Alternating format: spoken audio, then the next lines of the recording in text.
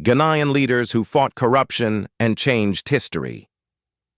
Since independence in 1957, Ghana has been blessed with remarkable leaders, some of whom made bold moves to fight corruption and build a better nation. Today, we'll explore the top 7 heads of state, presidents, of Ghana who stood out in the fight against corruption and what they achieved during their time in power. Starting from the 6th to the number 1 slot. Stay tuned. The 7th position goes to Nana Addo Dankwa Akufo-Addo, 2017 to 2025. Bold declaration, Ghana beyond aid. Nana Akufo-Addo campaigned heavily on a fight against corruption and rode on the back of fighting corruption to the presidency in 2017, but failed woefully to fight corruption under his tenure. During his term, he established the office of the Special Prosecutor, tasked specifically with investigating corruption allegations independently in prosecution. But later, at the tail end of his administration, he turned against the office of the Special Prosecutor, OSP, and was fighting against the OSP mandate. Major achievements include the Free Senior High School Policy, FSHS, digital reforms to reduce bureaucracy and corruption in public service, and initiatives to industrialize the economy. Great ideas, but they all failed before he exited office due to wanton corruption and dissipation of the public purse by his corrupt appointees or officials under his leadership. Akufo-Addo administration ended with the slogan, "One week, one corruption scandal." Akufo-Addo, never again. The 6th position goes to Ignatius Kutu Acheampong, 1972 to 1978. Bold declaration, Operation Feed Yourself, OFY. He was a military ruler who led the National Redemption Council, later the Supreme Military Council. He launched the Operation Clean Your Frontage and Operation Feed Yourself campaigns, which partly aimed at tackling corruption and promoting self-reliance. Acheampong instituted public tribunals to try corrupt officials and crack down on corruption in his administration and public office. He achieved partly food sufficiency and cleanliness within the country, but eventually failed on the fight against corruption. Ironically, Acheampong's own regime later became associated with corruption, leading to his overthrow. The 5th position goes to John Dramani Mahama I, 2012 to 2017. Bold declaration, changing lives, transforming Ghana. John Dramani Mahama was the vice president to President John Evans Mills, and he succeeded Mills after his demise. President John Mahama, popularly known as J.M. John Mahama, one's administration focused on infrastructure and industrialization, new roads, hospitals, and expansion of electricity access. Others include Atuabo Gas Plant, Komenda Sugar Factory, etc., and he was committed to fighting corruption in his own government. He supervised the prosecution and imprisonment of his own appointee under the Gita scandal. JM's government continued oil production, bringing growth, but also faced corruption allegations like the Gita and SADA scandals. Mahama argued that his administration was investing in the future, but public dissatisfaction over corruption and power crises, known as dumsor, impacted his popularity, leading to his loss of power in 2016 general election to President Akufo-Addo.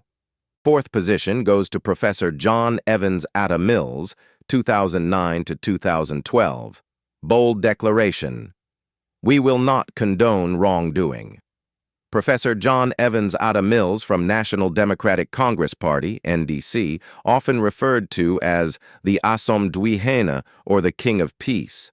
He made fighting corruption a moral commitment and strengthened the Commission on Human Rights and Administrative Justice, CHRAJ, and promoted open governance and accountability policy. Under President Mills' leadership, Ghana began commercial oil production, boosting economic prospects and increased national revenue. He kept Ghana's economy stable during the turbulent global period and prioritized peaceful democratic processes. President John Evans Atta Mills is remembered for his calm demeanor and a slogan known as "Father for All." He prioritized anti-corruption efforts, launched investigations into high-profile cases, and promoted fiscal discipline. Sadly, his presidency was cut short when he passed away in 2012, but he left a strong microeconomic stability and a peaceful nation. The third position goes to John Agyekum Kufuor, 2001 to 2009. Bold declaration: zero tolerance for corruption. John Kufuor, from the New Patriotic Party, came to power in 2001, promising good governance and economic growth.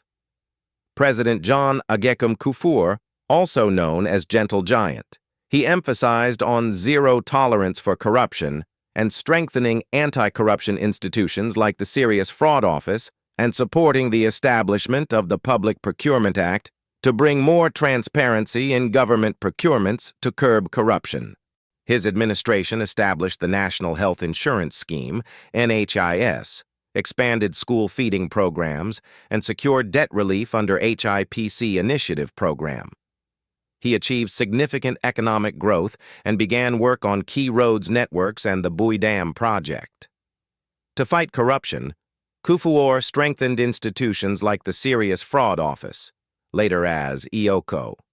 Yet, Kufuor's government also faced its own corruption scandals, e.g., the IFC loan saga.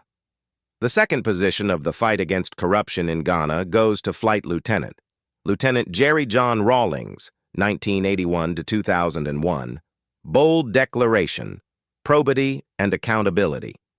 President J.J. Rawlings, also known as Papa J, he's the founder and leader of National Democratic Congress Party, NDC. He returned Ghana to civilian rule in 1993 and became the first president of the Fourth Republic, serving 2 terms of 4 years each under the 1992 Constitution of Ghana. President Rawlings came to power with a mission: probity and accountability. He launched the National Anti-Corruption Program to clean up public institutions and established the Citizens Vetting Committee, as well as the special tribunals to prosecute corrupt officials and recover stolen state assets. Though controversial for his tough methods, Rawlings' administration helped stabilize Ghana's economy, ushered in democratic reforms, invested in infrastructure, and oversaw the longest period of political stability in Ghana's modern history. Though critics say corruption persisted under his watch, his focus on probity and accountability shaped modern Ghanaian politics. Papa J is referred to as the father of the Fourth Republic of Ghana and a symbol of probity and accountability. The number 1 slot, or the first position, goes to Dr. Kwame Nkrumah, 1957 to 1966. Bold declaration: we prefer self-government with danger to servitude in tranquility. The first and number 1 Ghanaian leader who fought corruption most was Ghana's founding father and the first president, Dr. Kwame Nkrumah. Though Ghana became independent in 1957, it was in 1960 that Kwame Nkrumah became the first president through a national referendum. Nkrumah's government championed major projects like the Akosombo Dam, laying the foundation for industrialization and electrification. While he faced criticism later for authoritarian tendencies, Nkrumah began with strong anti-corruption measures, setting up commissions to investigate fraud and promoting discipline in public service. President Nkrumah led the rapid industrialization and modernization of Ghana.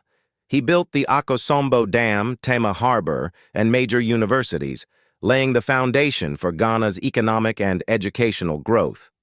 However, accusations of corruption and authoritarianism surfaced, especially under the one-party state system introduced later.